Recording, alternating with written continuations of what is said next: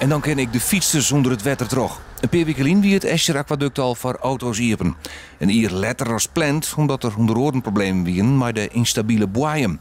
Somtijden laat het werk daarom stil. Is dit een Pieneholle aquaduct? Vertraging, extra yield erbij, oerlijst voor de omwenen. Het wie haast een Pieneholle aquaduct. Ik had er wel zwaar genoeg hand als deputiëren. Want het wie maar de financiën net in waren. De mensen die hier een lest van de bouw. Het verkeer stroepte altijd wat op. Want de heekwerken net zo altijd bedoeld weer. De provincies dus vliegen hier 8,5 miljoen extra in het aquaduct om de gong erin te houden. Er wordt stevig onderhandelen met oornemer Heijmans om de bouw nog voor 2018, het hier van de culturele haardstad, af te krijgen. Vandaag ben ik verheugd dat we met z'n tweeën kunnen vieren dat we de belangrijkste milestone, dus de openstelling, achter de rug hebben. De rest vergeten? Nou, de rest vergeten. We gaan zeker constructief verder en in goede harmonie, ja. Nu wel? Nu wel, ja.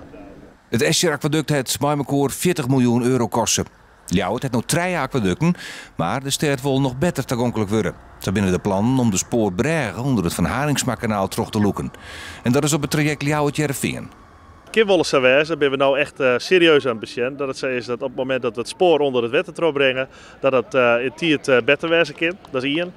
En twee, het vaartverkeer en het spoorverkeer van elkaar scheiden kunnen.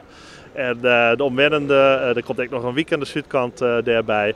Het zou samenwijzen keren dat 1 en 1 trein is in dit geval.